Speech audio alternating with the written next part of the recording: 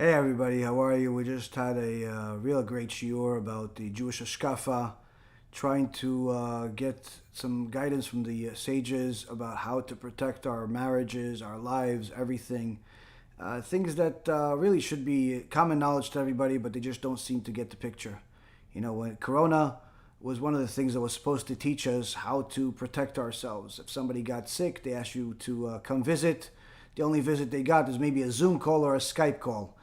As far as getting close to them, no chance whatsoever. It didn't matter if it was a family friend or family itself. Everyone understood. Somebody's sick, you stay away. But when it comes to spirituality, people take risks all the time. They go to all types of inappropriate events, inappropriate places of work, and so on.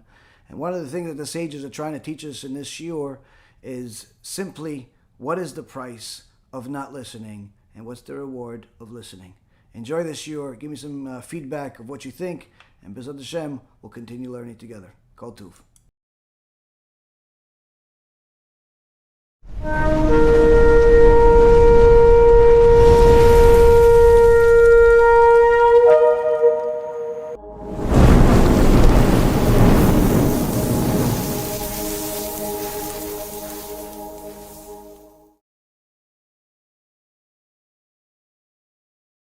B'Shem Hashem Na'aseh V'Natzliach, Shiur Torah, Bruchim Habayim. We are back here on our, starting a new week, on our series of Jewish HaShkafa, the Jewish ideology that we learned from the Sefer, the Chazon Ish, Emunah V'Bitachon. Tonight's shiur will be for the Ilui Nishmat of Eliyahu Chaim ben Azriel and Moshe Asher ben Zalman, and lehavdil also for Refuah Shlema, for Rabbanit Sarah bat Anat, Rav Ephraim ben Shulamit, Rabbanit Levana bat Sarah, and also for the Hatzlacha Rabbah, the success for all of the righteous people that are watching our shurim, learning with us, spreading the Torah out there, and most importantly, contributing in any way that they possibly can, whether it's by sharing or working with us or donating. For anyone that wants to donate, you can go to our website, beizrathashem.org. Or if that's hard for you to spell, just go to bhtorah.org. And anyone that donates now for the next month, we'll start another new raffle, which we're going to announce the winner of the last one. And we're going to start another raffle, but this time it's not going to be for a week, it'll be for a month. Anyone that wins will automatically enter to the raffle, which will announce the winner BeEzrat HaShem at that time. Also to announce the winner of the last week, last 3 weeks, we had 3 big raffles, Baruch Hashem, 3 big winners. This is the 4th winner of the $500 Talit Gadol. This is the Talit with the beautiful Atara on it. I show it each time just in case people did not see it in the previous shurim. It's a beautiful Talit. It's the same one like I wear. Baruch Hashem, they come in different colors. This one is in blue, and Baruch Hashem, the winners that have received it so far have been very, very happy, Baruch Hashem, with what they got. It's a beautiful talit, and it's also very good as far as the comfort is concerned. So we sell it on the website, but it's much nicer to win than to buy something sometimes. So Baruch Hashem, we had a big winner last week, or a couple winners, and then we're going to have another one right now. The winner of the Talit Gadol is from Pomona, New York, Ephraim Jacobs. Ephraim Jacobs, you're the winner. BeEzrat HaShem, over the next week, you're going to receive your Talit Gadol. BeEzrat HaShem. This is a Baruch Hashem, something I'm hoping that everybody is going to not only enjoy, but also constantly remind them to come and watch our shurim and learn together with us. Again, the raffle continues. We have 2 now. We have the raffle for the Talit Gadol. For anyone that donates over the next month, enters the raffle, we'll pick one winner. And then we have the other raffle for people that subscribe to our YouTube channel, unless you're watching it on the app. But either way, if you subscribe to the YouTube channel, every 1,000 subscribers, there's going to be a new winner of something, whether it's going to be a Tanakh or a Chumash or a Pirkei Avot book or Talit or USB, a bunch of different prizes, all of them worth a substantial amount of money that are worth it to win.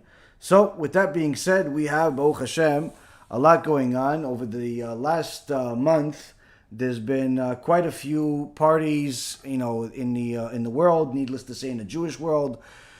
Whether it was the corporate parties that different companies, especially here in the West, have, the Hanukkah parties, the Lehavdil, the Christmas parties that different companies have at the end of the year, or it's the different family parties that people have during this time of the year, or just generally throughout the whole year. But there's been more than usual over the last month, and although that all sounds great, when you're in my position as far as dealing with the public and generally dealing usually with their problems, you would deal with the outcomes of these parties. And I cannot tell you how horrible the news is at the end of such a season, because there's always the few people that took it too far.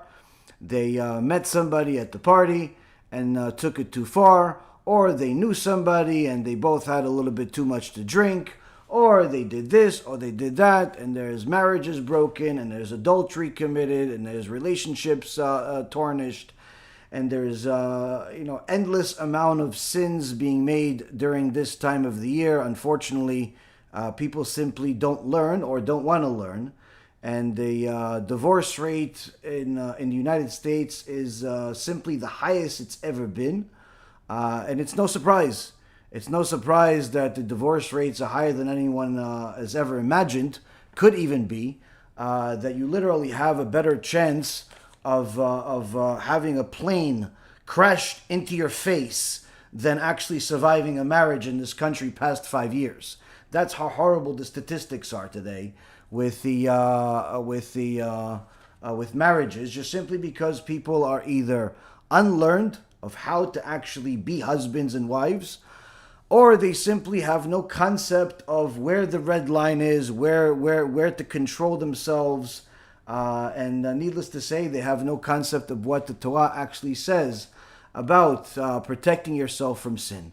So with that being said, we have our dear Chazon Ish, one of the great Jewish sages over the last 100 years, that has been teaching us over the last year and a half, or 2 years almost, about what is the Jewish ideology supposed to be. And of course, the Jewish ideology does not only apply to people that got in trouble, to people that are in broken marriages, to people that are trying to get married, to people that are, have kids, to people that are single, young, old. It applies to all Jews, all people that want to have the right Torah mentality when it comes to their life. And of course, anyone that's been watching this series over this time, has applied these things to their life, it's needless to say that it's transformed lives left and right, and quite frankly, quite a few Noahides that have been watching this series alongside with us have transformed their lives and have sent me countless emails telling me how it's helped them in their life, in their marriages, in their job, in their business, in different things. Even parents are having completely renewed relationships with their kids as a result of finally understanding what the right ideology is supposed to be. And that's quite frankly one of the main things that is in the media today. When they speak about politics, they're constantly speaking about, the lefty liberals, anti-Torah mentality, anti-God mentality, atheist mentality versus the what's supposed to be the right wings, which are supposed to be more conservative. But of course today, all of those traditional rules are out the window, because you're certainly going to find people on the right with lefty liberal mentalities and people on the left that you're not even sure what they're doing altogether. But when you see that the problems in the world, as far as the day-to-day life of people, is just continues to deteriorate, continues to get worse, you have to ask yourself, is there a better way? And of course, the Torah has a better way. Why doesn't everybody just simply go to it? One of the main reasons is simply because people are uninformed of how much wisdom is in the Torah. That's one thing. Two, is because people are simply going to false teachers, different types of false teachers, gurus, coaches, teachers of idolatry such as Christianity, teachers of heresy such as Islam, or all the things that are in between, teachers that are in essence many times teaching them nothing, but they put a bow on it and quite frankly make it seem like it's good. The beautiful Torah is something that is unchallenged simply because it has all wisdoms in it. There are 7 different types of wisdoms in the world that HaShem instituted into the world. All of those you can find into the Torah.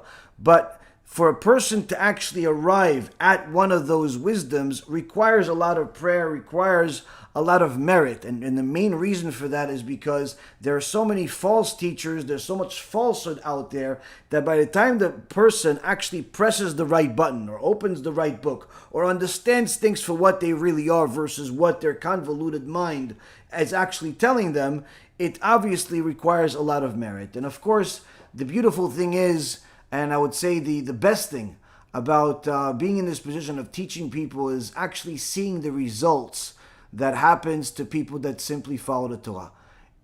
At all times, it's difficult in the beginning. Doesn't matter where the person is. It doesn't matter if the person has been frum and religious their whole life and they finally have learned this part of the Torah, or it's somebody that's completely new to Judaism, whether they're Jewish, that they were secular their whole life, or they're new to Judaism altogether, and they want to convert. It's always difficult in the beginning. And the main reason for that is because it requires you to change. It obligates you. It tells you about all of the different things that are happening in your life without even knowing your life particularly. And quite frankly, telling you that your current reality, your current thought process is simply wrong. Now, of course, many people, especially teachers that are looking for fame and fortune and so on, don't like to speak Mussar, don't like to speak this type of truth because it's hard for people to accept it, and when people are looking more for fame and fortune and to be popular, they want everyone to like them. So they simply pacify people and tell them things that are nice to hear, things that appease people, things that make people feel like they're great. But the reality is, when everyone tells you that they're great, that simply tells you there's no reason for you to change. So then the question is, how come your life still sucks? How come your marriage is still terrible? How come there's so much tragedy out there? How come God is punishing us with one disease after another, whether it be the coronavirus or other viruses or other types of crises that are happening in the world? If everything is just so good, why is God punishing us so much? Why is God rebuking us so much, quite frankly? So, of course, if a person applies these teachings into their life, they start seeing the real mercy of God. They start seeing the real beauty of God and actually following His Torah.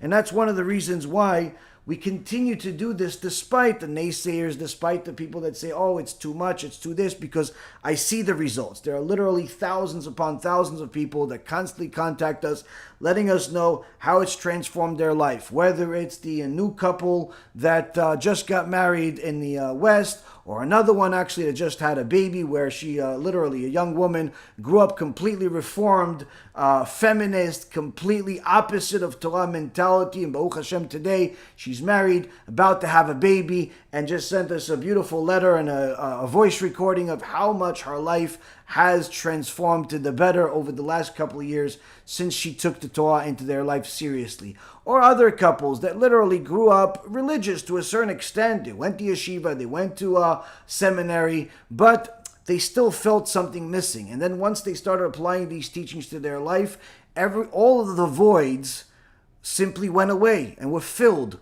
with things that are obviously satisfying. So the beauty of Torah is that although it's hard, the journey is not always hard, and the journey certainly ends up with good. But a person has to prepare themselves to sacrifice. Going to heaven is not for free.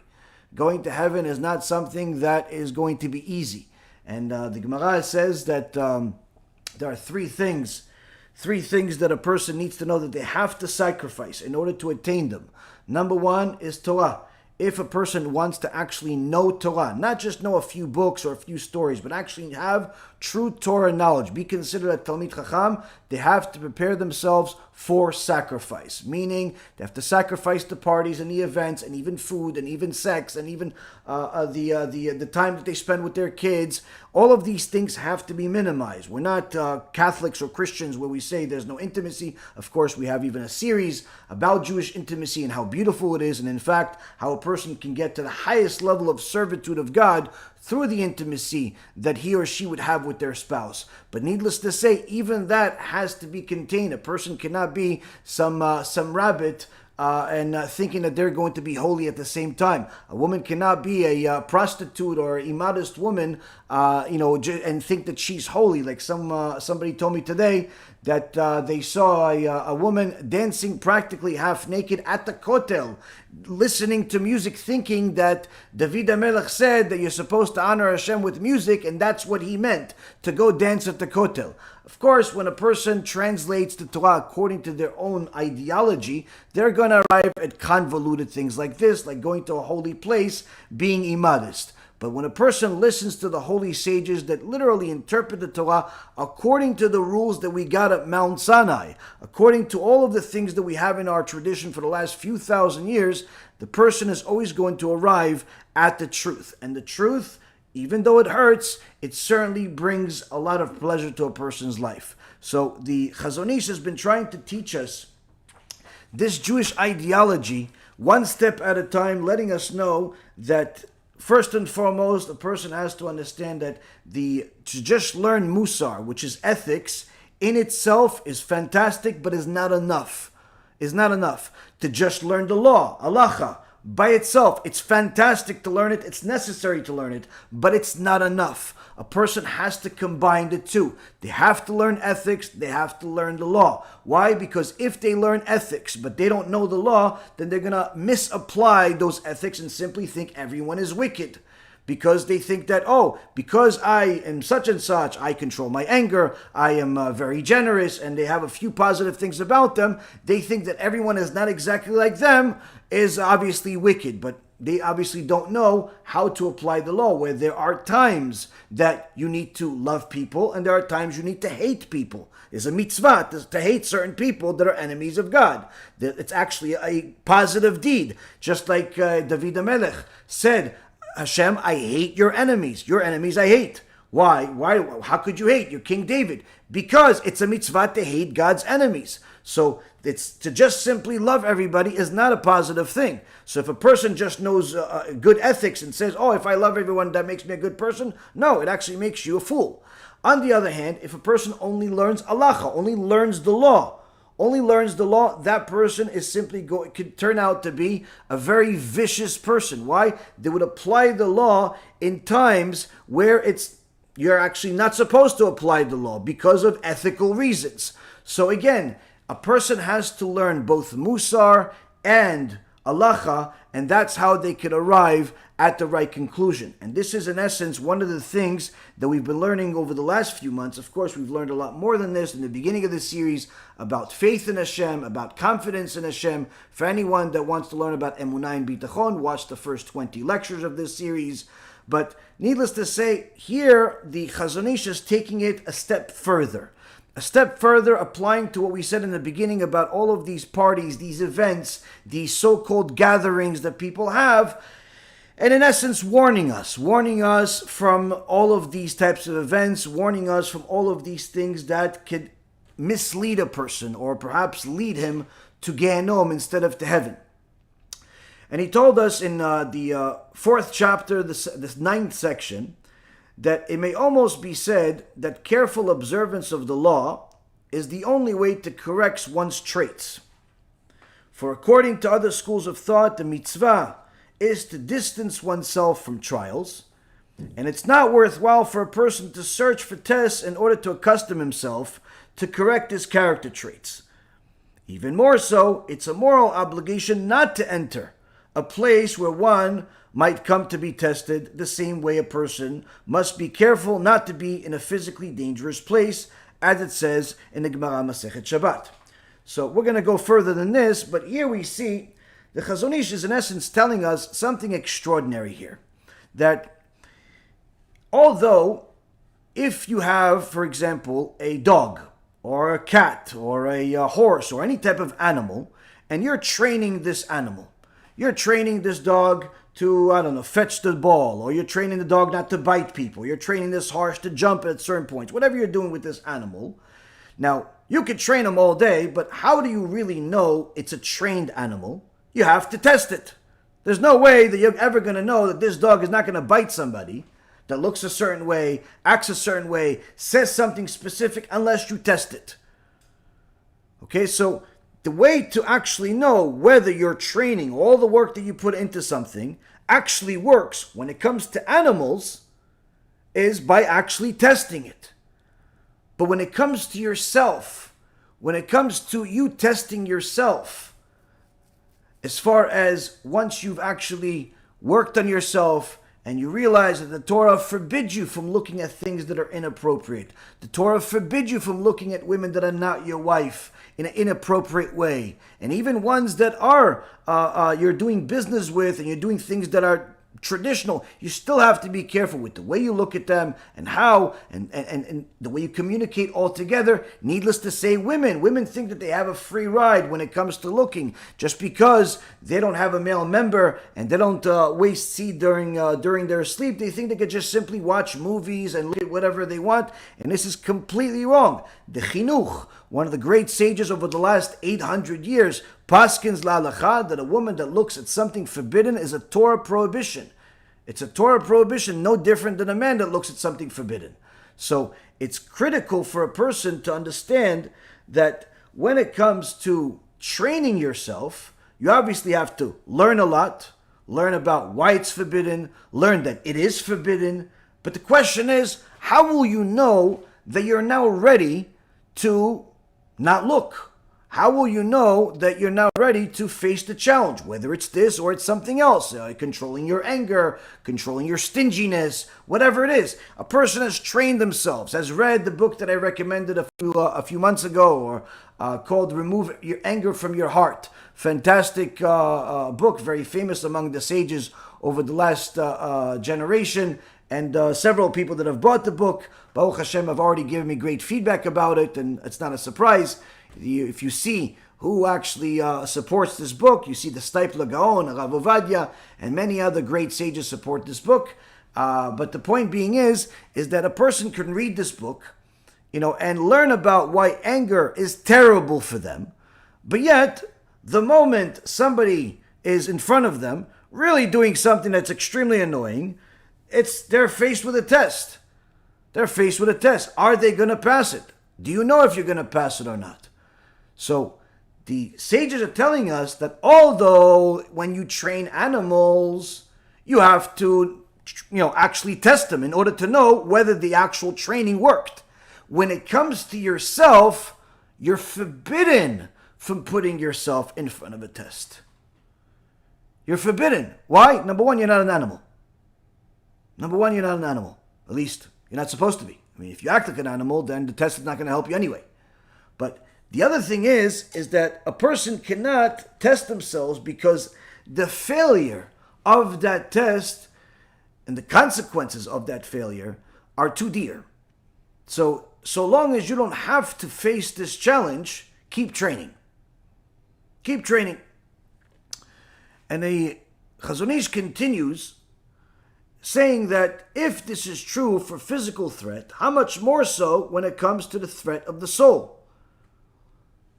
Now, when a person looks at things from the mindset of society, and if you tell them, listen, you have to test this new product that you have, throw it into the market, see if it works.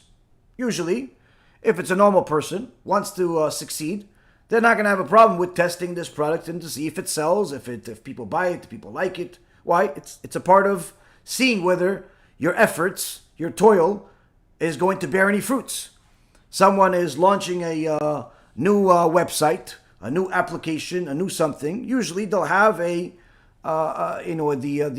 release of it is going to have two segments. One is like a silent relief. among friends and family to see what kind of feedback you get. And then after you get that feedback and you fix all of the things that you didn't think about and didn't realize that went wrong, then you have the big release.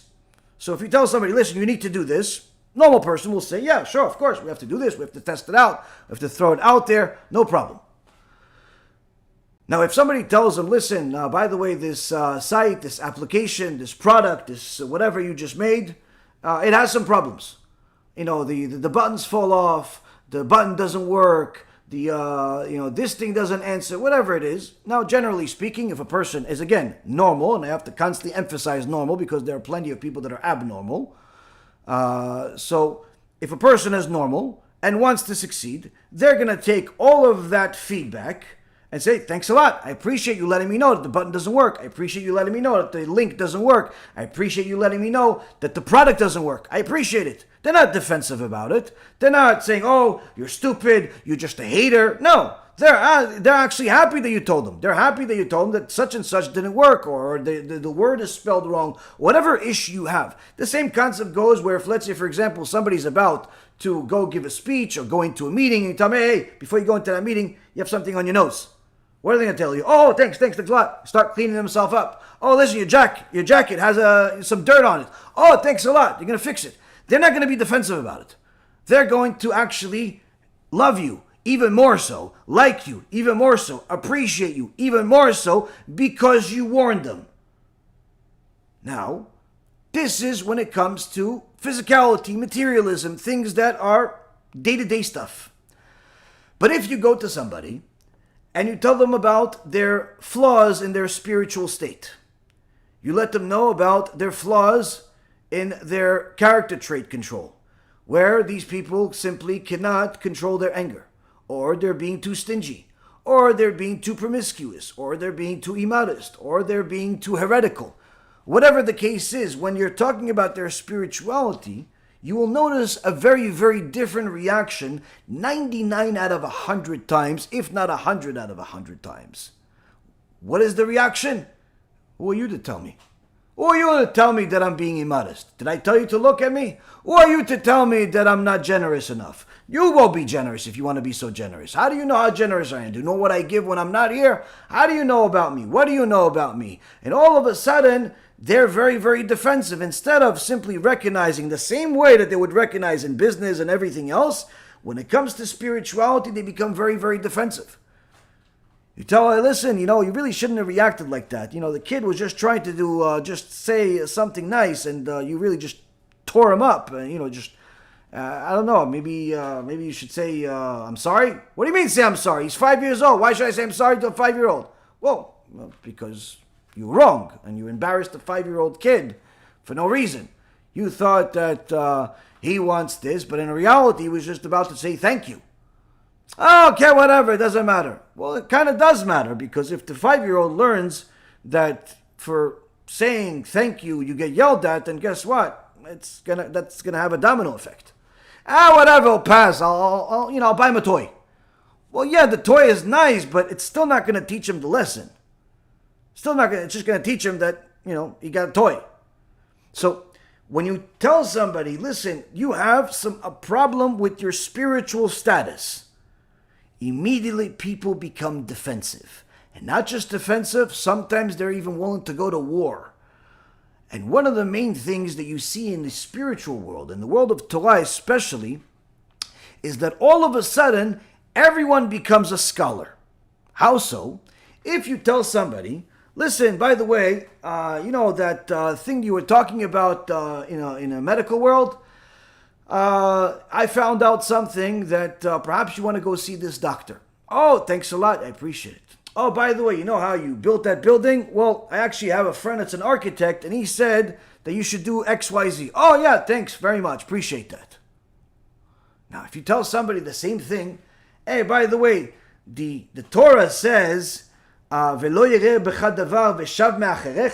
God says that I should not see a thing of nakedness among you, or I'll turn my back towards you, meaning that Hashem does not want to see any type of immodesty, or he's going to run away from you.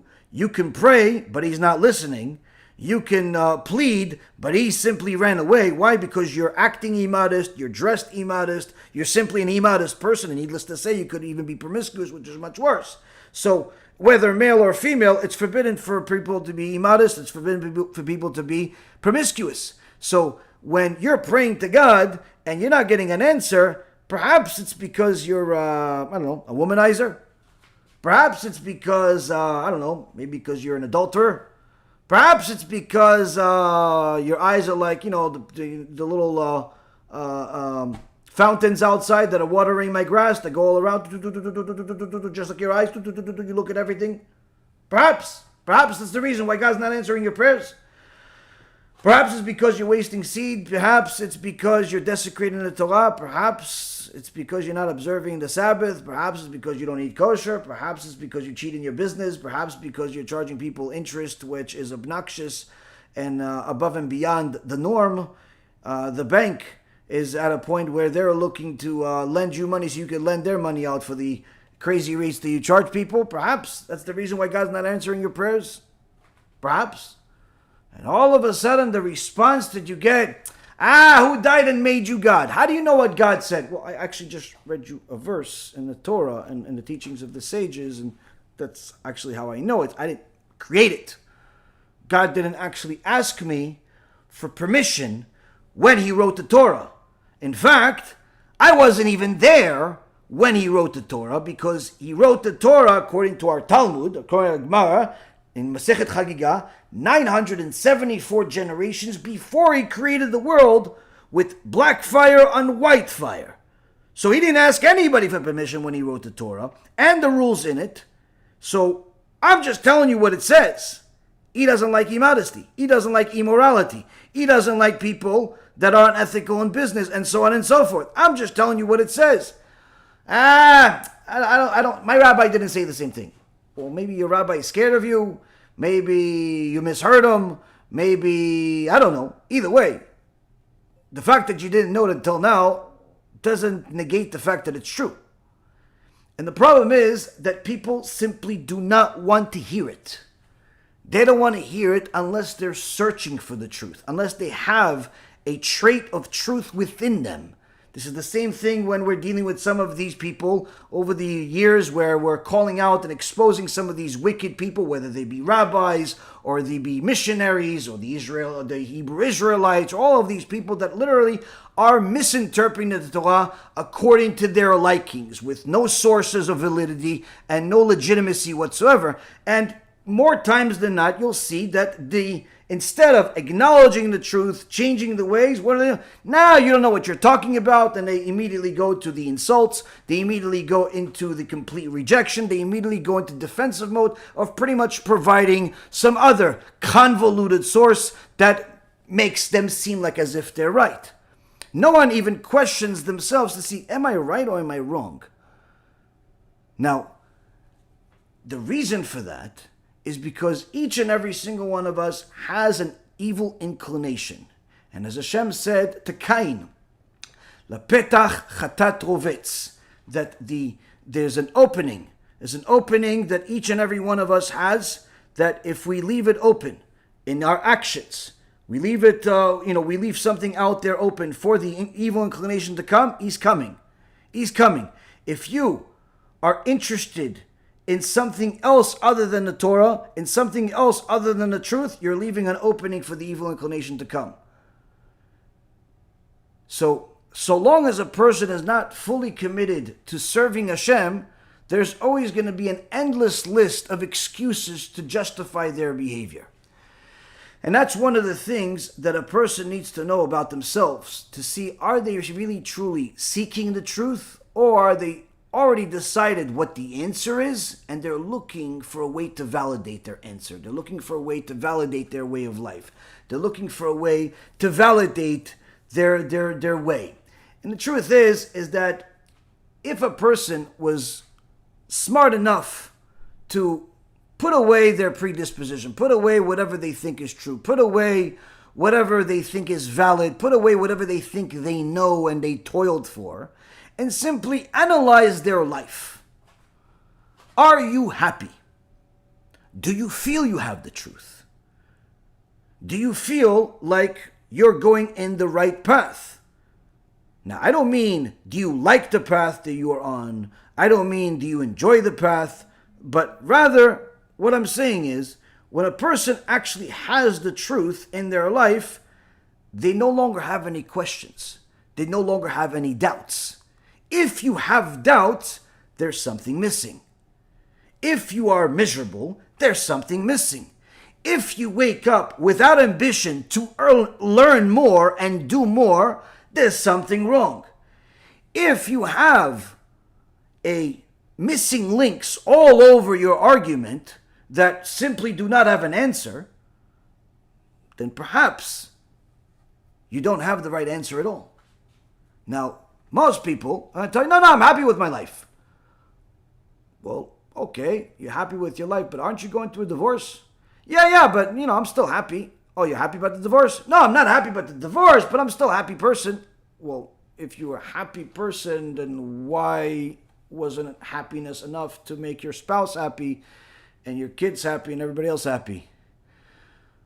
And they won't have an answer. Well, if you're happy, then how come you have questions about God as soon as something doesn't work out? How come, when the money is not coming in, the check didn't clear, the job fired you, all of those things, suddenly your faith and servitude of God all of a sudden change? Why does it change with the times? So when a person actually looks at their current situation, if they're honest with themselves, they'll see whether they have the truth or not. Now, of course, it's a journey in itself to get to the truth, to live the truth. But one of the things that the Chazon Ish is trying to tell us here is that once a person has this truth, once a person has the clear instructions from God, then there's no need for you to go out there and test it. Because once you know that immodesty, immorality, promiscuity, stealing, idolatry, and so on and so forth, all the laws of the Torah, once you know there are a whole list of things that are forbidden, there are a whole list of obligations that you need to do, whether it's pray, putting on tefillin, observe the Sabbath, eat kosher, and so on and so forth. Once you know all of those things, then that's the test itself. There's no need for you to go into a nightclub to see if you're going to look or not. There's no need for you to go into a place that's that's full of immorality, full of gambling, full of something that's forbidden, just to see if you're going to fall for the test or not. Now, when a person warns you about your spiritual flaw, if you are actually on the path of truth, you'll accept that rebuke with open arms. No different than you've accepted somebody telling you to clean your jacket or your nose or whatever it is before you went and meet a very important client or a person that you're about to meet. You should welcome the rebuke. You should welcome someone actually telling you that you're actually going on the wrong path. Not because you like to be wrong, but rather because now I know what I did wrong, therefore I can fix it, and therefore I can be on an even better path than I already was. So when a person understands the value of rebuke, they celebrate it.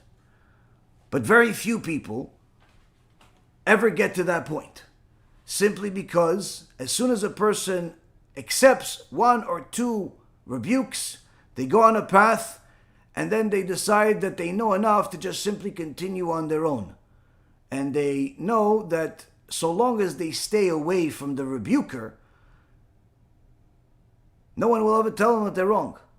And that's unfortunately one of the things that happens many times when the people have started the path of going in the right direction. They start running away from the place that was actually telling them to change.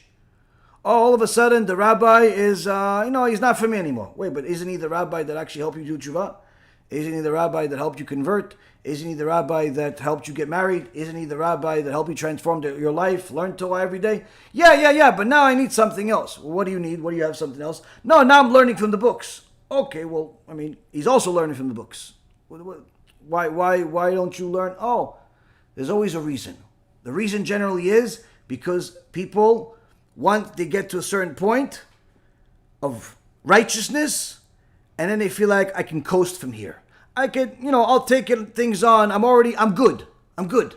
I could just take on one thing at a time at my own pace. He gave me the boost. I got to where I am. Thank you very much. But from here on, I can handle it from here. And this is by far the greatest mistake that a person can make in their life. Why? Because they simply do not understand that the challenges that they will have from this point on are even greater than the challenges they had in the beginning.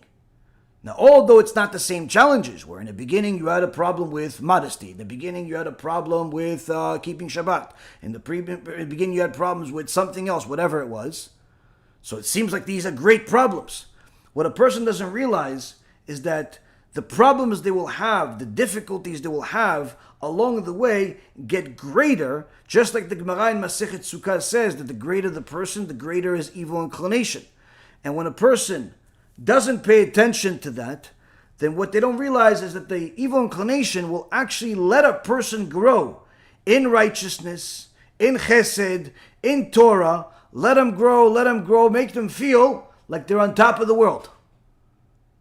All of a sudden, they become generous. All of a sudden, they want to learn. All of a sudden, they are good with everything. They're shlom bait. Everything is good. And they feel like, I'm doing great. I'm learning. I'm this, I'm that. And the Yetzer Hara, the evil inclination, is sitting around the corner waiting for this person. Waiting. What is he waiting for? He's waiting for this person to completely get his eyes off the road, start driving with one hand, like he's in some rap video, and coast. Why is he coasting? Because he thinks he's on top of the world. And as soon as he's on top of the world, he sends him an atomic bomb of a test. Some secretary, some business associate, some business deal, something that he's unprepared for. And that something could literally destroy his eternity. He has a deal in front of him. He knows it's not legal, but he figures, who's looking anyway? And he does the deal. And the deal gets him to go to jail.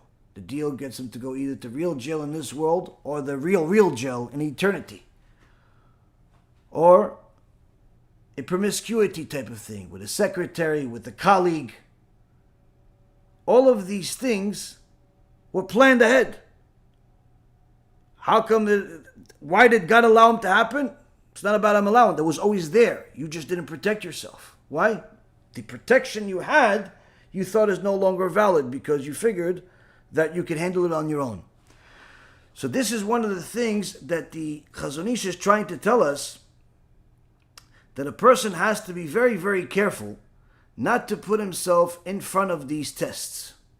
And one of the main protections that a person can have in regards to these tests is to know where they stand. To be honest with themselves and to know where they stand spiritually, to know where they stand ethically, measure themselves against the Torah and its laws and not against their logic. Don't think that just because you're stealing from rich people, that means it's okay. There's no permission to be Robin Hood in the world. Don't think that just because you are being, inappropriate only between you and your spouse, that means it's okay. There are time and place for everything. And a person needs to know where that time and place is. Now, one of the big things that we saw over these holiday seasons, you can call it, throughout the years, is that these are usually the times when the Yetzer Hara, the evil inclination, attacks people the most. Where people let their guard down, they go to these office parties, these corporate parties, these family parties, these Amalek parties, whatever parties they're going to, and more times than not, either the explosion happens over there or the plan of attack begins there. And one of the things that the Gemara tells us is to get us to make sure that we stay away from these types of tests.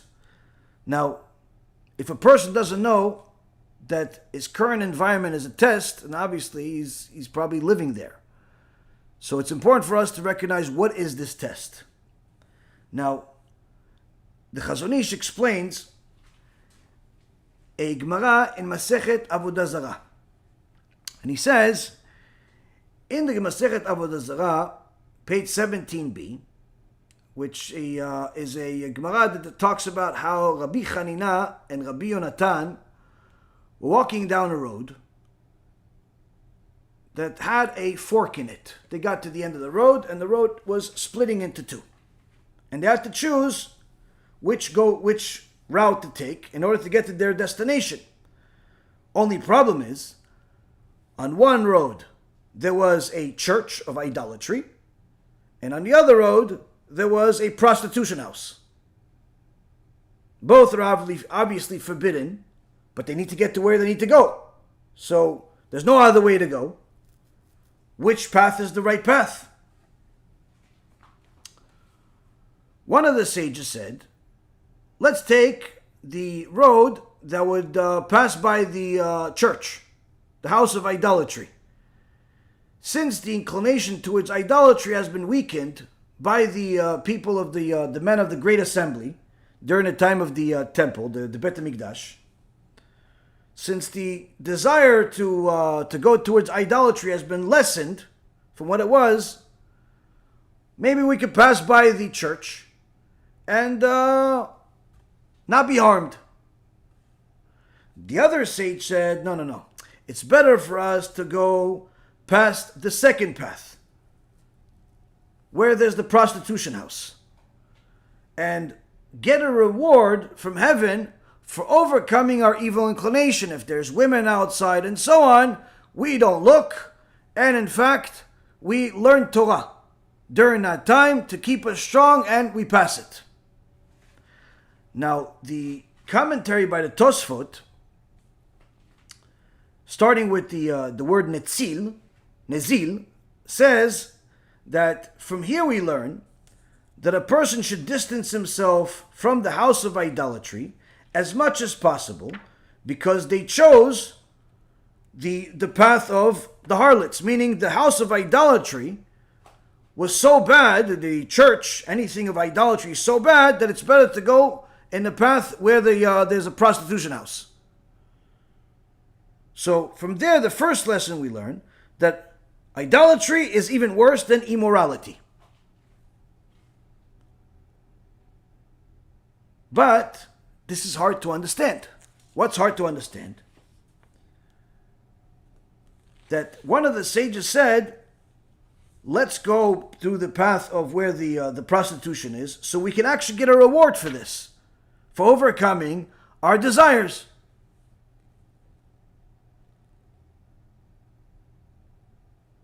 And how do we overcome our desires? By studying Torah, by speaking words of Torah along the way. So we keep focused on holiness and not look at anything that's forbidden. So the Chazon Ish says, how could this be? How could this, what's the logic behind here? It was simple to the Tosfot that it's not a matter of being allowed to go near the place of harlots, and it's not a matter of being forbidden to go to near the place of the church. Both are forbidden, but of course a person has to operate in the world. Now, what about the fact that there is a test in both regards? The test of idolatry is even worse than test of immorality. Why? There's a concept in the Torah called minut mashcha. Minut mashcha means people that are missionaries cannot control themselves. They have to missionize. Anytime you meet any religious Christian, anybody that's connected to idolatry, it's just a matter of time before they try to entice you to be born again, die again, do all the different agains that they want, and simply become one of these idol worshippers. They cannot control themselves. They don't have to be a priest or a pastor or even a significant member of a church. If they're a religious Christian, they're connected to this idolatry, they have it within them to preach. In fact, most of the missionizing that actually succeeds in the world is not done by the church's pastors and priests, but rather by the members. So the people that are connected to idolatry create such type of impurity that it literally, the missionizing becomes part of them. At the same token, what about harlots? What about prostitution? They actually, although their deeds are as evil as can be, forbidden as can be, horrible as can be, it's not always that case. Meaning, there are times where the door is shut. There are times the business is closed. And the Tosfot is trying to explain that if it was not for the prohibition of passing by the house of idolatry, being as bad as it is, there would be no permission whatsoever to pass by the house of lechery, the house of prostitution. Because you're not allowed to be in a situation where there's a temptation or a test of any kind. Even if one is counting on their merits of learning Torah. So, here we see that the greatest lesson here is not necessarily just that idolatry is worse than immorality, but the fact is that putting yourself in a situation where there's a test, that you're going to be tested, if you have a choice, you're not allowed to do so. You're not allowed to do so under any condition. Why? Because if you fail, the ramifications are too severe. Now, if a person looks at the Gemara just from the perspective of the story, of course, this situation doesn't happen to you on a regular basis. It's not going to happen to most people on a regular basis. But if they apply to their life in a different way, perhaps apply to their life in a way where it's more relevant. An event someone invited you to, a wedding, a bar mitzvah, an office party, a class reunion from 20 years ago, and someone invited you. And you really want to go to see all those people and to eat the food and to have a good time. But then you realize that, that good time is also tied to men and women dancing together in public, which is forbidden to be a part of. Needless to say, forbidden to dance together with your wife even in public. Needless to say, times a million, dancing with somebody else's wife or somebody else in public is forbidden. As the Sefer Hasidim says, as one of the books that was written about 600 years ago, that people that go to these mixed dancing parties, these nightclubs, these weddings, whatever they are, where men and women are dancing together in public, they don't realize that this inappropriate act, this inappropriate intimate act, is creating demons. And those demons don't stay at the party. They go home with the people. Hence the reason why there are so many divorces after these parties, why there's so much adultery after these parties, why there's so much problems after these parties. So a person that has somebody invite them to, let's say, a family wedding. His brother, his cousin, is somebody that's important to him is getting married. And he knows that this person is not really religious. And he's going to have music on. And he's going to have the boys and girls dance together. And he says, listen, even though I'm religious, I've done tshuva, I've done everything, but it's my brother, he's having a wedding. Can I just go to the chuppah? I'll just go over there, see the actual wedding ceremony itself, and then I'll leave. Or, you know what, maybe I won't leave, I'll just stay, but I won't look. I'll stay, I'll just hang out by the bar, have a couple of drinks. Of course, this is forbidden. Yeah, but Rabbi, I saw that there's some rabbis that are going. Okay, they're also going to go to Gehenom. And they're also going to have some demons go with them. Why? First and foremost, you're not allowed to put yourself into a test. Second of all, the sages teach about this extensively. And this is the part that most people don't understand. These are not recommendations. If a person wants to be on the good terms with HaShem, they have to understand that these are obligations, not recommendations. The same Gemara, Masechet Avodah Zarah, page 18b, says, our sages taught that one who goes to a stadium or a encirclement, a type of event like we just discussed, and saw there conjurers, charmers, all types of, people having like a circus, people having a party, people dancing together, people clowning around. This is considered a session of jesters. As David HaMelech wrote in Tehillim, chapter 1, verse 1, Asher Ish Asher Lo Halach. The praiseworthy is the man who did not walk in the counsel of the wicked and sat not in a session of jesters, but his desire is in the Torah of HaShem.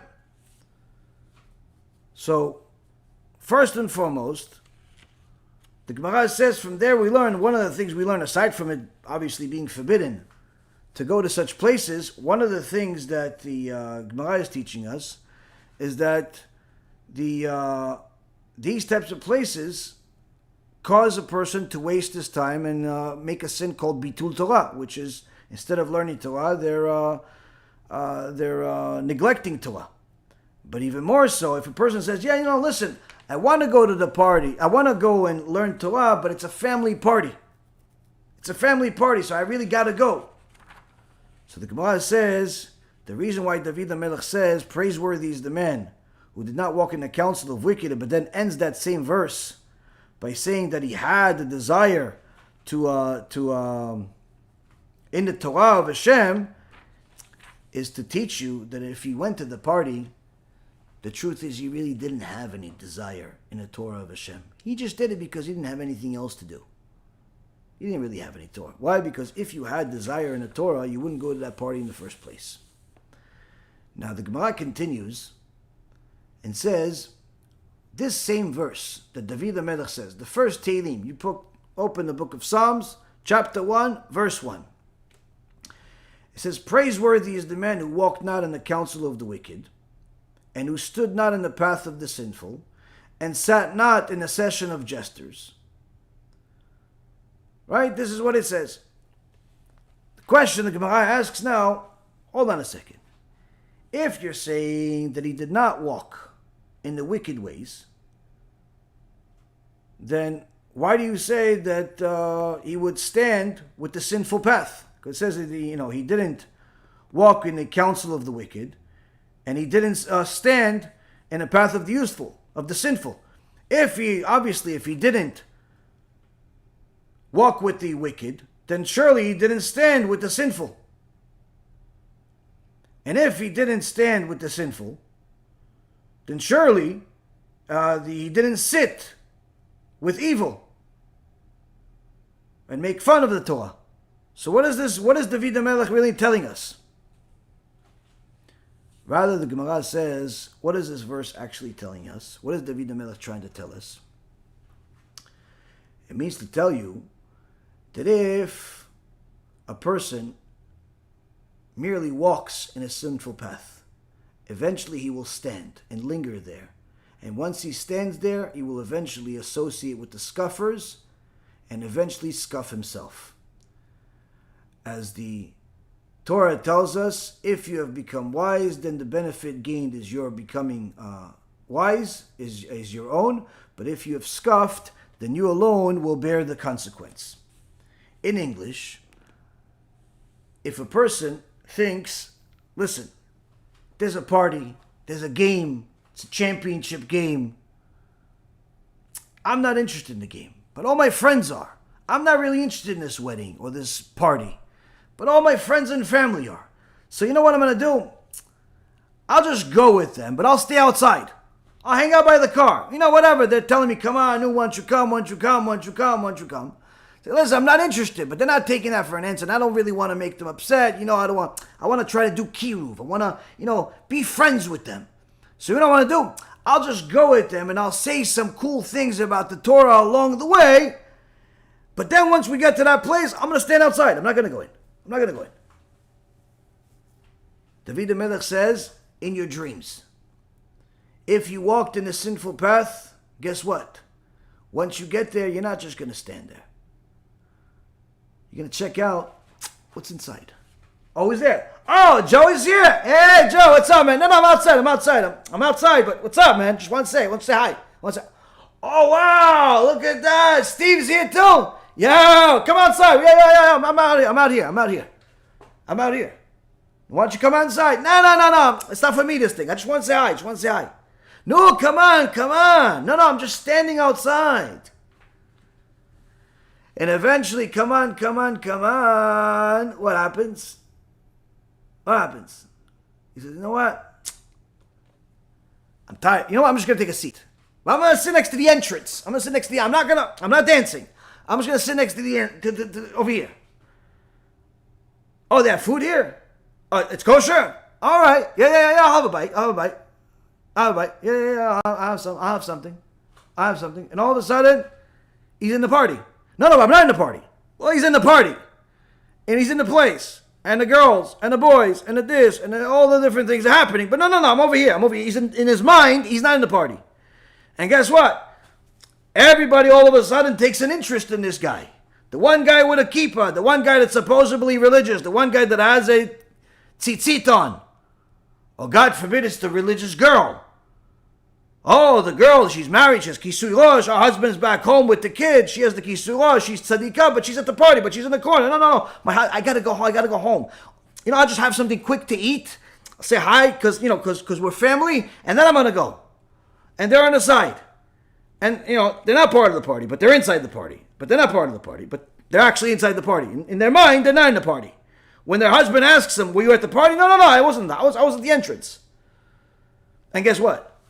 Everyone takes an interest in this character. Why? The Satan sends all of them like soldiers.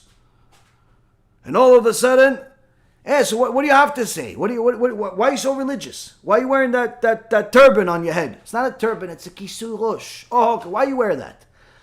Because God said so. Where did he say that? Where did he say that? Oh, I don't know where he said it, but he said it. So one of the smart mouths says, wait, so you're telling me you're putting that thing on your head and you don't even know where it says it? Don't you think that's stupid? She's dumbfounded. Why? She doesn't really have an answer.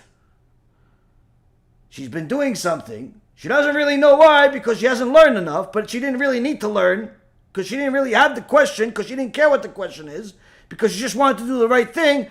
But all of a sudden, this young stud put a question in her head.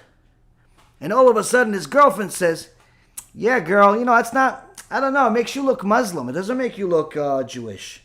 I don't know, I thought you were Muslim. And all of a sudden, another jab. No, what are you talking about? This is what Jewish people always wear. I don't know. My grandmother was Jewish. She even survived the Holocaust. She didn't wear that. And all of a sudden, there's another question. Wait. Your grandmother, she was in the Holocaust. She survived, and she didn't wear that. She didn't wear it. She has question number 2. And all of a sudden, one of the guys that's a complete heretic, he comes in. And listen, you believe in God and everything. I don't believe in the Torah, but I don't know. I know a lot about the Torah. Oh, you know a lot about it, but you don't believe? Why? What happened? Why don't you believe?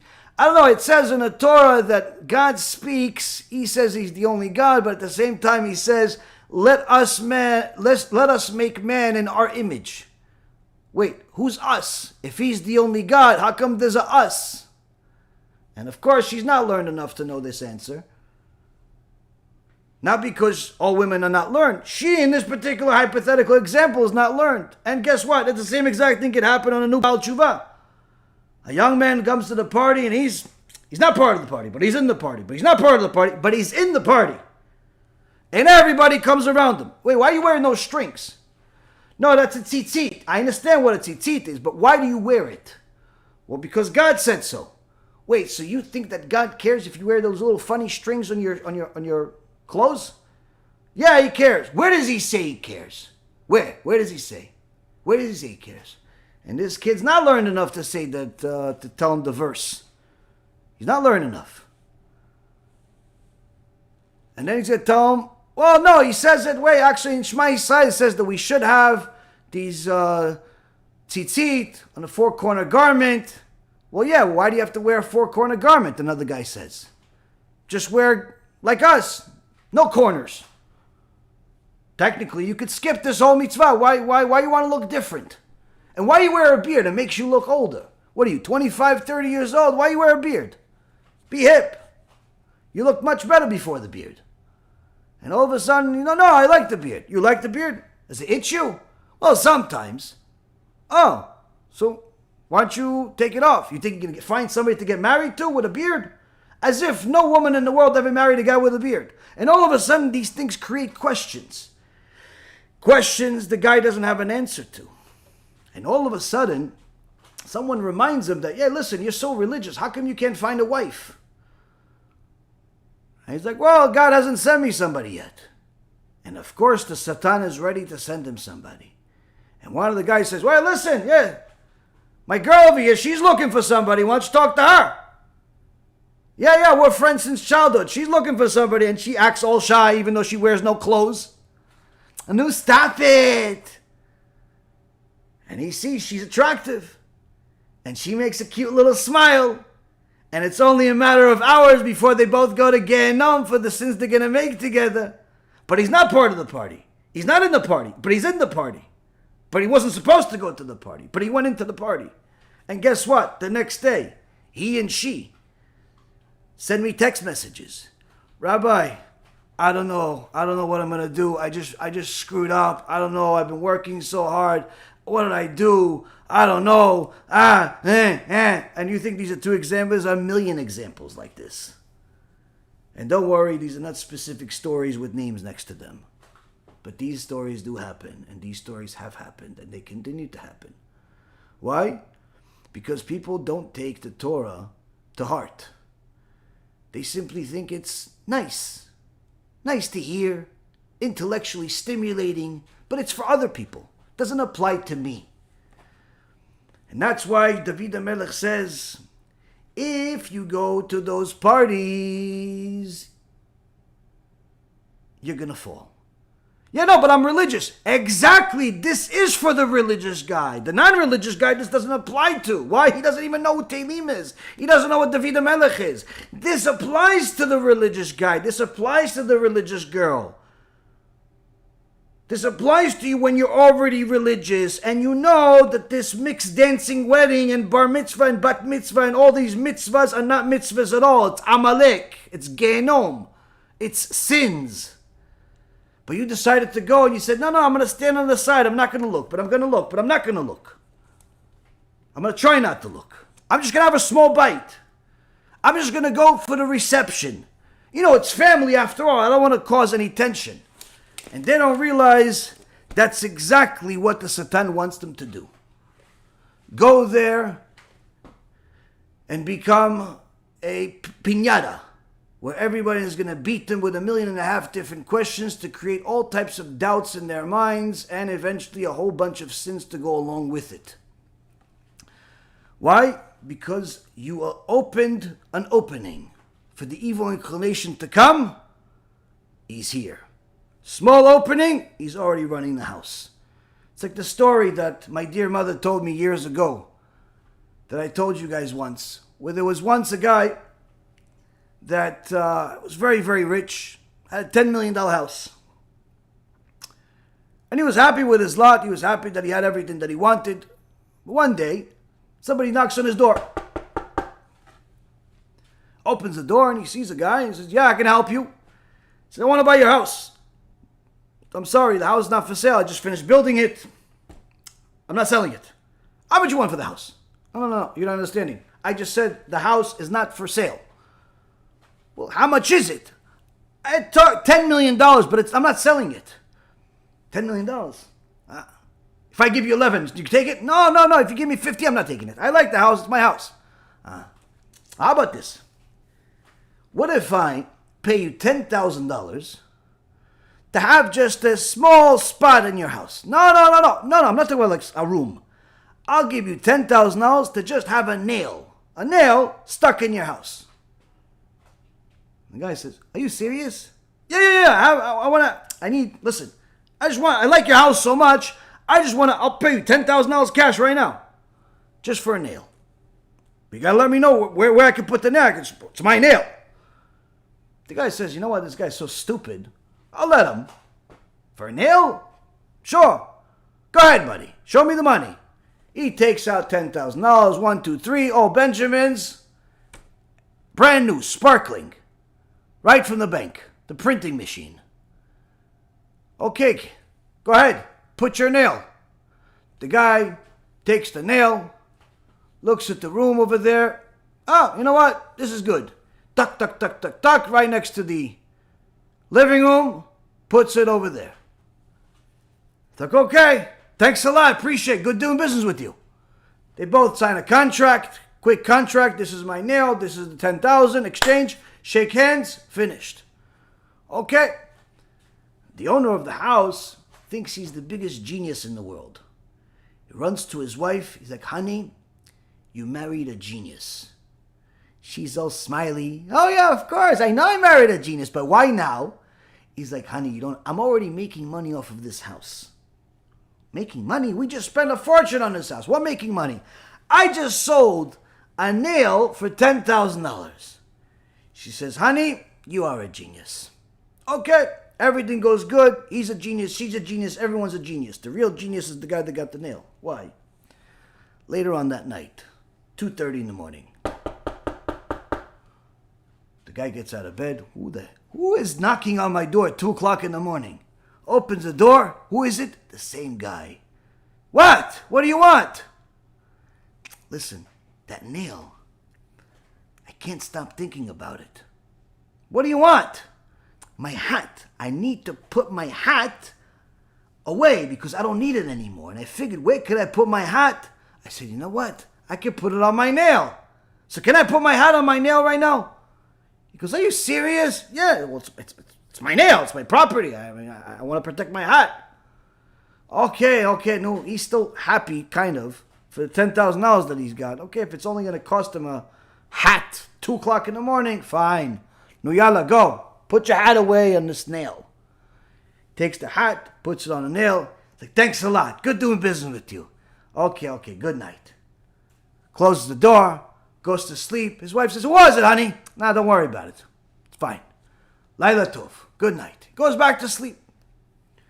The next day, 1 o'clock in the morning. The guy is unsure who, what, where, somebody. More knocking on the door. He runs downstairs, thinks it's some type of emergency. Who is it? Same guy again. What? What now? He said, my jacket. It's warm outside. I need to put my jacket away. And I was thinking, where can I put my jacket? I said, what a great idea. I can put it where my nail is because I need my hat. So can I just put my jacket and then take my hat? Buddy, you can't come at a normal time? Well, listen, this is when I didn't need it any other time. I needed it now. And since it's my nail, I need to put it there. Okay. Put it over there. He lets him in. He puts the jacket, takes the hat, and he goes on his way. He's like, listen, can't you come at a different time? I'm sorry, I'll try. Well, the next day, 3:30 in the morning, the guy takes out the shotgun from under his bed. He thinks somebody's about to get shot because he just simply can't deal with who's at the door at 3 o'clock in the morning. He opens the door and he sees the same guy. He goes, I almost shot you. What do you want at 3 o'clock in the morning? He goes, oh, be careful, buddy. All I want is my jacket. It's cold. I just want my jacket. You can't come at a normal time? Well, I don't know. It's cold now. I need the jacket now. What do you want from me? I need the jacket now. Take your jacket. The next day, 2 o'clock in the morning. Hey, open the door. The guy opens the door, goes, what do you want?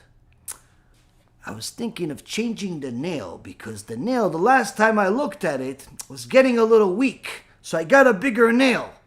He goes, listen, buddy, you know what? Hold on. I'm going to give you the money back. Take your money, go find someone else. You go, oh, no money back. We have a contract. He takes out the paper. He shows him the paper. This is our contract. He goes, no contract. This is the contract. I'll take you to court. Go to court. They go to court. The judge says, we're sorry, sir. You signed the contract. It's his nail. He's allowed to access his nail whenever he wants. Over the next few days, this guy comes every day to put the nail, take out the nail, put a hat on the nail, put the shoes on the nail, put everything on the nail. After a week, the guy that owns the $10 million house opens the door, gives him the keys to the house. He says, take the whole house. I'm out of here. And he leaves. That's the parable. What can we learn from this? You see, when a person doesn't realize that the evil inclination, the Satan, is looking to destroy him, he won't be careful on the great things that he built, the great family that he built, the great life that she built, all of the things that God gave them. They figured, I have all these blessings. I'm observing Torah, I'm doing mitzvot, I'm doing all these wonderful things. So everything is good. And they'll become a little bit more lenient when they're not necessarily supposed to become more lenient. Where they're going to leave a little opening because somebody invites them to a party or an event or an office or something. And even somebody that recommends to them, sing a song or listen to a song. What's the big deal of listening to a song? Well, it's a female. You're not allowed to listen to a song by a female if you're a male. No, come on. You really think God really cares about that? What they don't realize is that God does care about that. He actually cares a whole lot about that. And when they open up that door, they're opening up a door for the evil inclination. And once the evil inclination has a small little opening, he puts the nail. And he's not leaving. And he'll keep knocking and knocking and knocking.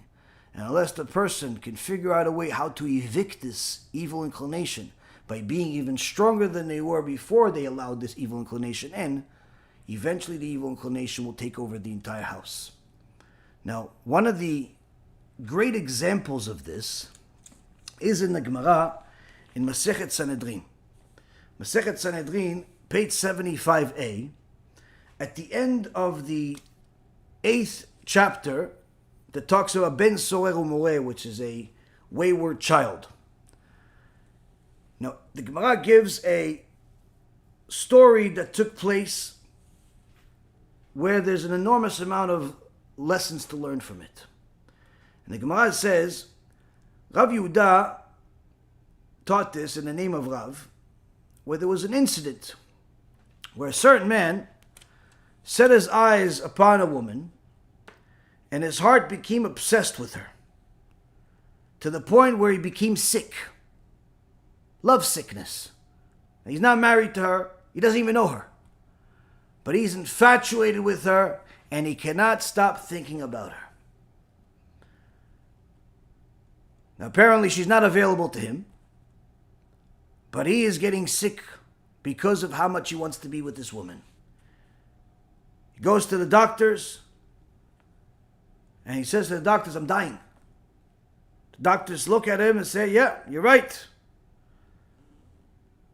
The only remedy is for you to cohabit with her. So, yeah, but the rabbis, you have to talk to the rabbis, tell them this. So the doctors come to the rabbis.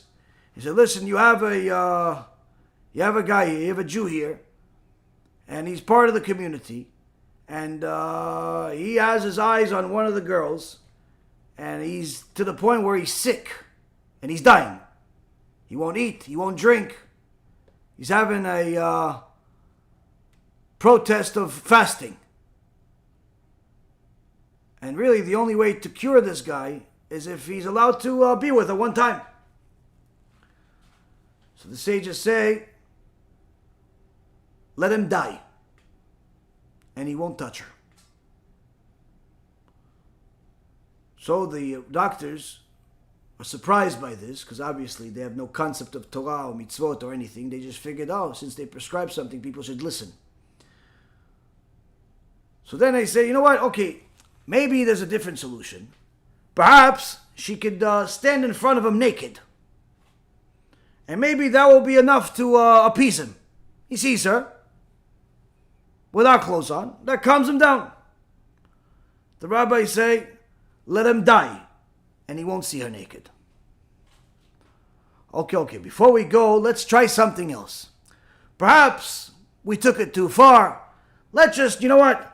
Let them have a conversation with a wall barrier between them, sort of like a phone call. Let him give her a call. Give him a phone number. Let him give her a call so he can hear her voice. Chachamim said, sages said, let him die and he won't talk to her even once. Rabbi Chaim Evolozhin says that the talking will lead him to have inappropriate thoughts, and the inappropriate thoughts are worse than even the sin itself, for a Jew even more so than a non-Jew. Why? Because the holiest place of a Jew's body is his mind. That's his cheder yichud, his intimate room with HaShem. And when he has inappropriate thoughts, Rabbi Chaim Evolozhin says it's even worse than having a prostitute in the Bet HaMikdash that Titus had. The Gemara in Masechet Yomah says the thoughts of sin are worse than the sin itself. This is what it's referring to. So now the sages are looking at this, say, let this guy die and not talk to this girl. Let this guy die and not see her naked. Let this guy die and not touch her. So then they debate, wait, was this woman married and that's why he's not allowed to do all of these things? That's why there's all these stringencies? Says we don't need this Gemara to teach us all these stringencies if she was already married, because that's already a given. If she's married, then of course he's not allowed to cohabit with her. That's one of the 3 cardinal sins. Of course he's not allowed to see her in an inappropriate way, because the issues of Gilui Arayot, of a woman that's forbidden to you, is not something that a person needs to die for and not sin just to actually commit the act, but even ancillary prohibitions, meaning that many of the Chachamim say that it's a biblical prohibition to even gaze at a naked woman to the same extent as actually being with her. Meaning to the point of he needs to die, but rather look at a naked woman. That's not his wife. Now some sages say it's a rabbinical prohibition, but needless to say, it's a prohibition across the board. Now, the sages explain what are some of the reasons why there's so much stringency if she's not married. Because it doesn't detail if she's married or not. If she's married, then we know why it's prohibited. She's married to somebody else. But if she's not married, perhaps, listen, he can go on a date with her, talk to her on the phone a few times, and perhaps they'll get married. What's the problem? He says, no. Rav Acha says, the sages did not allow this so that the daughters of Israel should not become immodest in the matters of intimacy. The daughters of Israel cannot walk around and just talk to anybody, just because he has the hots for them. You're a princess. You're the daughter of God. You cannot just talk to anybody just because he wants to talk to you. Needless to say, show yourself in an immodest way just because he has some type of sickness. Just because he has some type of desire. But what about the fact if she was not married, and maybe they're going to get married as a result? Gemara says, no. His mind is full of obsession. And therefore, even if he married her, he still will stay sick and will end up sinning with other women as a result of it. And therefore they said he will not even allow to talk to her so long as his connection to her is through an obsession. Why? This obsession is the problem. It has nothing to do with her. And if it's not her, it's going to be somebody else. So if it's coming from an inappropriate place, it'll stay in an inappropriate place. Even if you give her to him on a silver platter, it's still not going to cure his ailment. Why? Because his desire, his lust, is not based on this person. It's based on him not controlling himself, because he allowed the evil inclination to simply take over his life. So now a person that understands this, understands how careful the sages were over the daughters of Israel, how careful they were over the sons of Israel, to make sure that we do not allow ourselves so much as an inch of room in a place that's inappropriate. But yet today, most people don't actually understand how to apply these laws in their day-to-day life. And when they hear some of the things that some rabbis say, they think, oh no, that's too much. And what I'm trying to tell you here is that the law is not only not too much, but you'll see that the law that applies what we just said to actual life is the only way that a person will stop themselves, will have the strength to stop themselves from the actual horrible act in the end. So one of the things that we learned in last week's parasha, when the brothers, the tribes came to Yaakov, their father, to tell him that Yosef is still alive, they knew that if they told Yaakov that Yosef is still alive in one shot, the old Yaakov could have simply gotten a heart attack from happiness. So what did they do? They sent Serach, the daughter of Asher, to go play the harp and sing a song to calm the environment and whisper the lyrics. Yosef is still alive, and he's the viceroy of Egypt, and he has two sons, Ephraim and Manasseh. Of course, in better voice and tune than I'm singing it now. But nonetheless, why do they do this? To calm the environment, to in essence allow Yaakov to hear this before they finally break the news to him. Now, one of the things that we learn in the Gemara, in Masechet Sotah, is Kol ha'isha erva.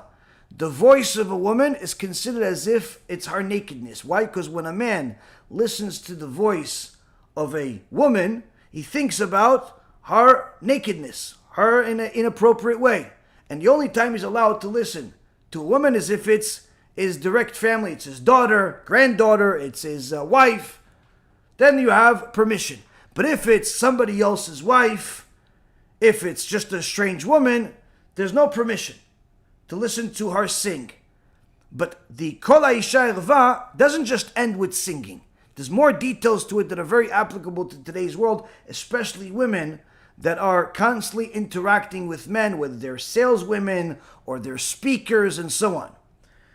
The Bet Yosef and the Rama in Or Chaim, section 75 Halachah 2, and also the Mishnah Berurah, Chafetz Chaim Mishnah Berurah, and the Bet Shmuel in Even Ha'ezel 21:4 say that the prohibition of a man to hear a woman's voice applies when the voice is enticing, such as when she's singing. Meaning that it's not just if she's singing, but even if she speaks in an enticing manner. This is, for example, is very applicable if, let's say, the woman is a saleswoman, or she is a hostess, or anything else, and she speaks to men, and she has made it a habit to be flirtatious. You're violating the Torah. You're creating problems for yourself and for others. The Mishnah Berurah in section 75, Halachah 18, says that in the event that a man will derive pleasure or have inappropriate thoughts from hearing a woman speak, he may not even listen to her voice, even in a situation that's generally permitted.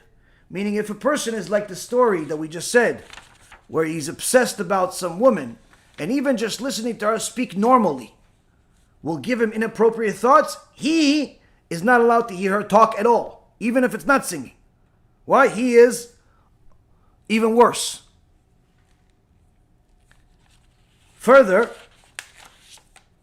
when a company or office arranges a party or something, a gathering between employees, the event should have a Mechitza between the men and the women. This is Shulchan Aruch Or Chaim 528.4. But also, if you're going to have these events, especially events that they have in, whether it's office parties, Chas v'shalom, they have also in synagogues these days, and they have men and women playing games together. This is forbidden. The Aruch HaShulchan and Even Ha'ezel chapter 22, Halachah number 18, also in Avodat Hakodesh, in Moreh Ba'Etzba, Siman 308, also Rashi on Masechet Yomah, page 19b. Men and women playing games together is completely forbidden. Now, of course, if he's only with his wife, no problem. His wife and kids, no problem. But strangers in public, completely forbidden in the rules, according to the rules of the Torah. What about women that are speakers, public speakers? The poskim write in a Shevet HaLevi, section 3, Halachah number 14, also section 5, Halachah 198, that it can be prohibited for a man to hear an unrelated woman deliver a speech, since when someone delivers a speech, they do so in a manner that's aimed to captivate the audience. So she could speak in such a manner that could be enticing to him, attractive to him. Sometimes you have fools bring female speakers to the synagogue to speak to the Jewish community, to men and women. This is prohibited. And therefore, a man should not participate in a conference, even if it's a business conference, where they feature female speakers or presenters, unless he can avoid it. Meaning they have multiple speakers and there's one woman a speaker. When there's woman speakers, obviously you should leave. Also, if, let's say, someone has a business, they shouldn't appoint a woman to address the business meeting where men are going to participate. Why? Although she may be really good at our job, if she speaks in a certain fashion, for sure some of the other guys are going to think about her in things that are not related to the job.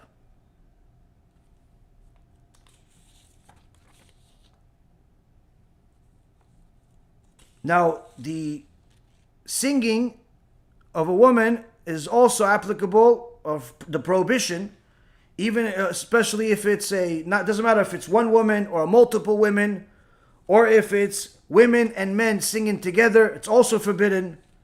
This is also in the shoot of the Chatam Sofer, in section 190, the Shevet HaLevi.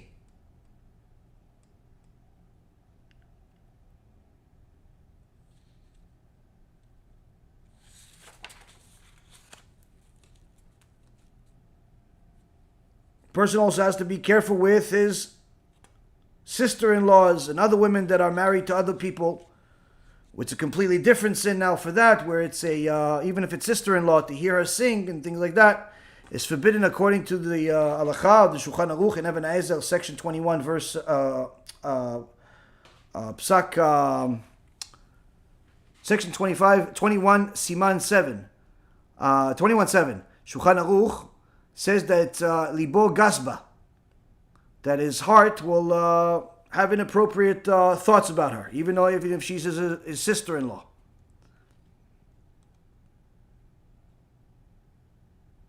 As far as the games between men and women, or entertainment that mixes men and women together, one of the main things that causes adultery is that people become too comfortable with other people's wives or other people's husbands. Now, if a person finds himself in a situation where hearing a woman sing is unavoidable and he can't leave, then he should close his ears and think about something else that doesn't think about singing at all. That's what Rabbi Yonah says. Also, the Gemara Masechet Brachot, page 17a, says, in multiple other places. When a sales lady speaks to men, she should take special caution to speak exclusively in an ordinary conversational tone, and not in an alluring tone which men are forbidden to hear. This is particularly relevant to a saleswoman whose job is to make a sale. She must avoid speaking to men in an alluring tone. Also, one very good thing to do for a person that has a company where they have, the voice recordings, they should have the voice recording in the voice of a man. So if you have Jews calling your job, they're not hearing some woman speak. Now, for a person that is either new to Torah, against the Torah, or simply has not sanctified themselves to the point of understanding the value of all of this, they're going to immediately reject all of this, say it's sexist, it's anti-women, it's anti-this, it's anti-that. And that's why the Chazon Ish is teaching us that although you may think that when you look at the outcome of all of these events that start with a simple game, start with a simple sale, start with a simple song, start with a simple meaning, start with a simple conversation that is alluring one party to more than just listen to the song, more than just make the purchase, more than just do whatever it is that it was supposed to be, then you see how these innocent actions turn into promiscuity, turn into immorality, turn into adultery, turn into all types of problems that are destroying society day in and day out. Now, if a person is only going to concern themselves with the big sins, saying, no, listen, I'm not going to commit adultery.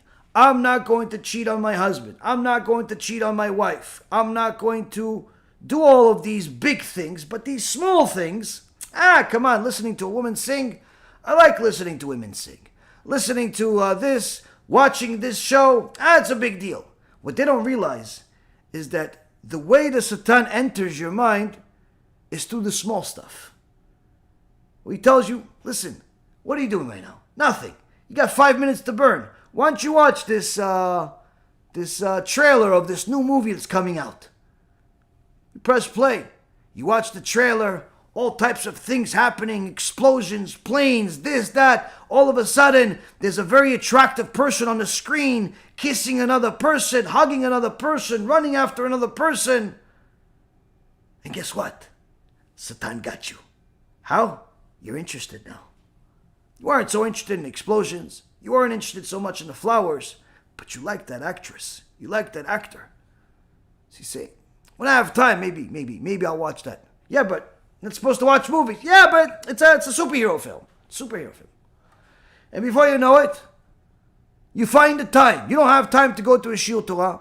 You don't have time to go and speak to the Rabbi about how to fix yourself and your marriage and everything else, but you have time to watch a 2-hour movie. And you watch it. And guess what? You like it. It's a really good movie. It made you feel excited. It had high ups and cool and emotional. You even teared a little bit when the good guy recovered in the last minute. You even had a second tear when the good guy was really good to the good girl. And they ended up living happily ever after. And guess what? You figure, I like these kind of stories. Maybe I could want, maybe there's another movie. Oh, and at the end of the movie, they give you some, or the beginning of the movie, they give you some new trailers of different movies that are being made. And you happen to see that there's another movie that the same actor or actress are playing somewhere else. Like, wow, this movie was not so bad. It didn't have any complete immorality. Or it was not so bad, so maybe I could watch this other film of this person. And guess what? You watch this other film. And you have somehow no time for Torah, no time to take care of anything that you're supposed to take care of, but you have those 2 hours for that film. And before you know it, you watch that film, and in that film, perhaps they have a little less clothes on, and perhaps they have a little bit different things to say, and there's no explosions in the sky. But it gives you all types of thoughts. And you start saying, wow, look how much this guy loves her. And you start looking at these 2 actresses and 2 actors and the people that are on the film as if they're real people. As if this is a real event. And look how much he loves her. Oh, look how much he treats her. Look how he bought her that thing. And look how he showed up with flowers. And you start thinking about your husband. It's like, my husband didn't get me flowers like that. My husband didn't sing to me in the middle of the street like a moron. My husband didn't do this and that. And you start comparing some fake film to your real relationship. And guess what? Satan got you. And then he said, you know what? Since my husband is not so good to me, and he's not really interested, let me pacify myself by watching another film. And you go watch another film. And it happens to have one of the same actors and the same storyline and the same thing, and another figment of your imagination. And guess what? What happens? After you watch that film, you happen to see that somebody else that you saw in the last couple of films also in the same theater, also in the same place that you rented the film, also someone is on the same Discord messaging system, interested in this film, commenting on the film. You make friends that have similar interests because, of course, who wants to be alone? And you make a friend, and this internet friend of yours that has a common interest is commenting on the film and likes the film and has all types of things to say about the film and even a few recommendations. And after you've recommended a few films to each other and you're watching a lot of things and somehow you have time for this, but you don't have time for Torah, you don't have time to do other things that are productive in life, but needless to say, you always have time for the movies. And guess what? He also has a recommendation of a few shows you can watch even more regularly. Why wait for a movie? I mean, after all, no one has 2 hours all the time, but a 40-minute show, everyone has time for. So you start watching some shows, and the shows, wow, those shows are really they're just taking your heart and they're putting it a little bow on it because they know exactly what you want to watch, especially when you want to binge watch the whole night and not go to sleep and wake up at 12 o'clock in the afternoon. They know exactly what you need. And that's what you do. And you start and you have some more friends in this similar interest group. And guess what happens? You have these friends, you have these interests, and whether you're a male or a female and you're watching all these movies and your emotions, your mind, your life is literally enamored in every film one at a time, and you start thinking of life like it's as if it's a movie. You start thinking that relationships are supposed to be like the movies. You start thinking that life is supposed to be like the show. And therefore, reality of your real relationship with your husband and wife, your real relationship with your children, your real relationship with your coworkers, with your boss, can never measure up. Why? Because you expect something fictional to fit into reality. But then you feel alone. No one sees the world like me. I don't understand why they don't understand me. Because they're not watching the movie.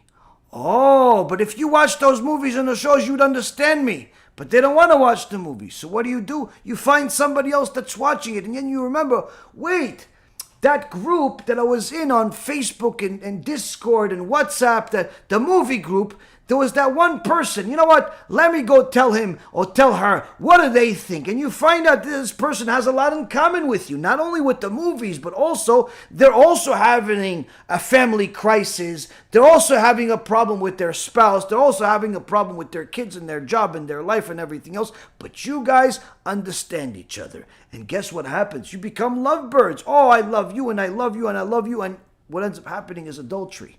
This is a real story. This is a story that has happened multiple times. And unfortunately, Rabotai, these stories won't stop so long as people do not stop poisoning themselves with the movies and the shows and the things that are literally meant to destroy your life. Now, when the sages said, don't listen to women sing if you're a guy, they weren't giving it as guidance, as a suggestion. They were telling you, if you listen to women sing, you're going to have inappropriate thoughts. Not just about that woman, but about other women too, that you're going to hear sing too, and you're going to see dance too, and you're going to do other things too. It doesn't stop there.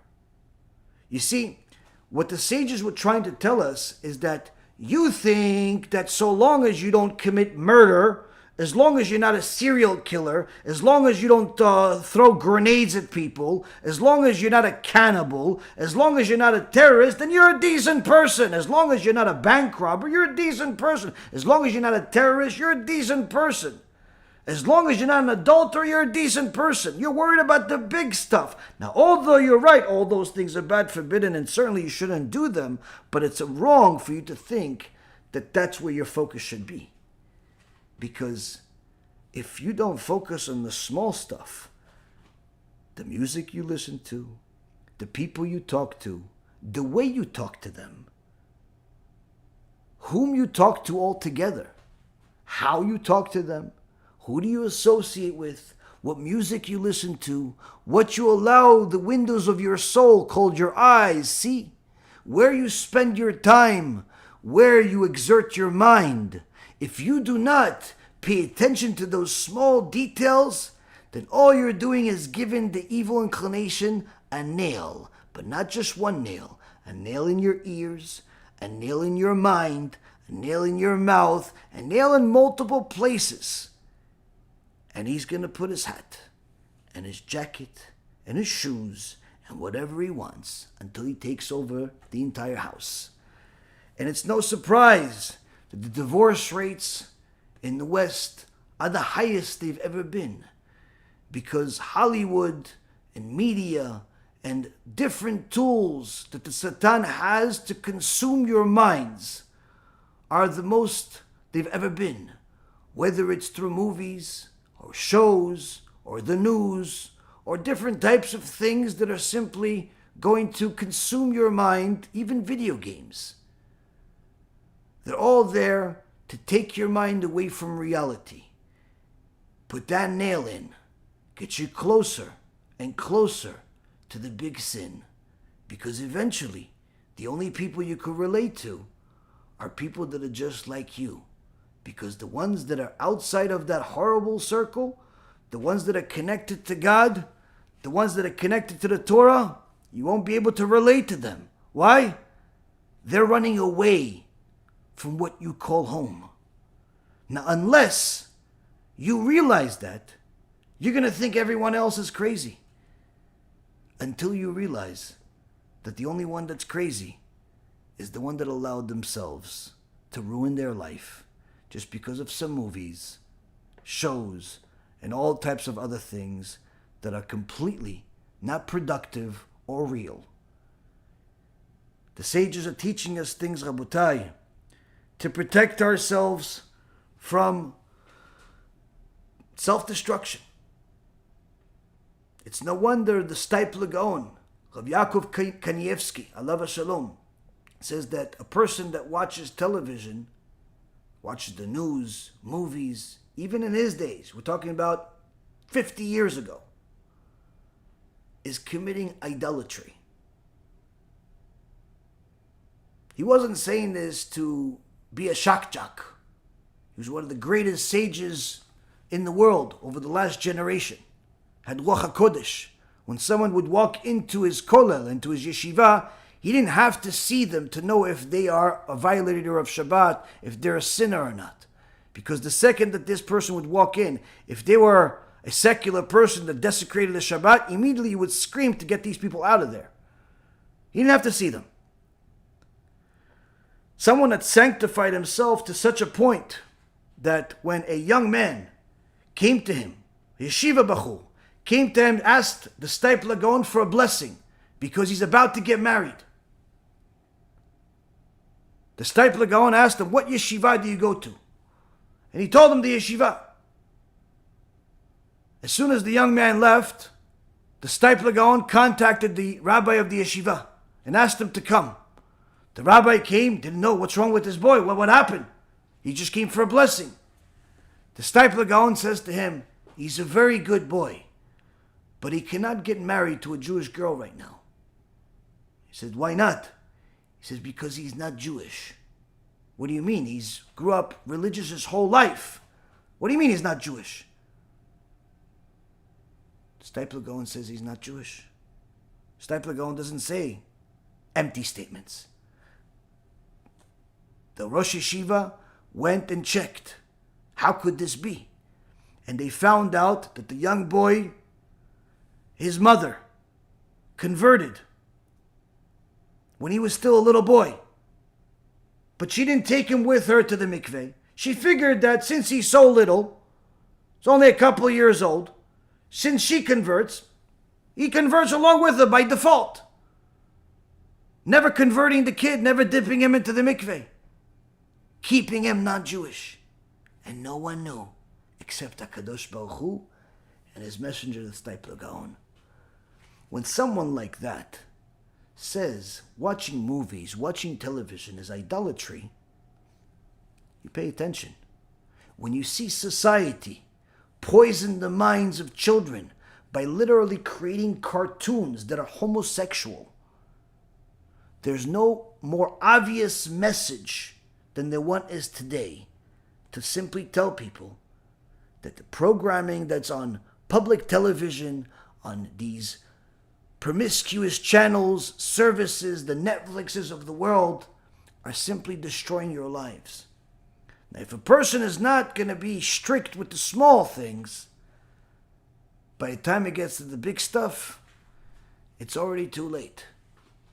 And that's why the sages were much more concerned with giving us intricate details of what seems like the small stuff, rather than the details of the big things, because it's obvious. The Chazon Ish is telling us here that although it seems like the big lesson from the Gemara was to learn that you should stay away from idolatry even more than morality, there's a secondary lesson. Stay away from tests altogether. If you could avoid it, run away from it. There's no reason for you to test yourself to see if you're going to look or not going to look. Why? Because the damage is much more severe than you can imagine. Once you make a sin, you've opened the door for the Yetzer Hara. Getting him out is much more difficult than you can imagine. BeEzrat HaShem, this will give people a little bit more insight about the vulnerability of their precious soul. How there are a lot of things you have to stay away from. And BeEzrat HaShem, next week, in this series, we're going to learn a little bit more about not only other examples that are similar to the ones that we talked about today, but also some more solutions. Some more solutions that a person can occupy themselves with. One thing I can tell you is this. The great sages of Am Yisrael, whether it's the ones from 2,000 years ago or the ones from now, they also had tests. But their tests were different. They also had difficulties, but their difficulties were different. But there is a great difference, though. About different than you could imagine. That their difficulty gave them pleasure. And the last example I'll say before we finish tonight is a story about Rav Shach, who learned at some point with the Brisker Rabbi, the Rav Mibrisk, Rav Soloveitchik. And one night that they're learning in Yerushalayim, there's a certain difficulty in the Gemara that they can't figure out. Eventually, Rav Shach leaves for the night, goes home, and the Brisker Rav continues to learn. Through the night, 2 o'clock in the morning, he finds a solution to that question that they had. He wakes up his son, go, wake up, wash your hands, do Birkot Torah. I need to tell you this solution that I found to the question that Rav Shach and I had. So the son wakes up, hears it. Okay, Chazak U'Baruch, very good, Abba. He goes, okay, now I need you to run to Rav Shach's house and tell him this answer. His son says, well, but Abba, maybe he's sleeping. He's not sleeping. What do you mean? Well, it's 2 o'clock in the morning. He says the Rav Shach will not sleep if he still has a question on his mind in Torah. He's not going to sleep. He's waiting for a solution. He said, yeah, but maybe he found a solution and went to sleep. If he would have found the solution, he would have been, the first thing he would have done, he would have come here and told me about it. Go to his house. The son goes to Rav Shach's house, and surely, 2:30 in the morning, the lights are on, he knocks on the door, Rav Shach opens the door, and he tells him the answer. Rav Shach thanks him, He closes the door. There was one piece of instructions that the brisker Rav told his son. After he closes the door, stay outside of the house for a couple of minutes. Wait to see if he turns off the lights or not. If the lights stay on, that means he didn't like the answer. It's not sufficient. Which means he's going to stay up and continue learning until he finds the solution. But if the light turns off, that means the answer is sufficient. He went to sleep. The son waited. A few moments later, the lights turned off. Rav Shach accepted the answer and was able to rest. Now don't think for a moment that difficulty is any less than the difficulty people have with parties, with drugs, with anything else. The only difference is that difficulty that Rav Shach had, it gives an endless amount of pleasure and also an endless amount of reward in Gan Eden. Whereas the other is only a trap that will lead a person to Gehenom. May it be His will that all of us choose the right choice to follow HaShem, His Torah, and go to heaven. Thank you for learning with me. BeEzrat HaShem, I'll see you again on Tuesday night for our next Shiur, which is about Jewish intimacy. Different subject, different type of Shiur, and BeEzrat HaShem, different type of development for our souls. Kol Tuv, B'cha B'atzlacha.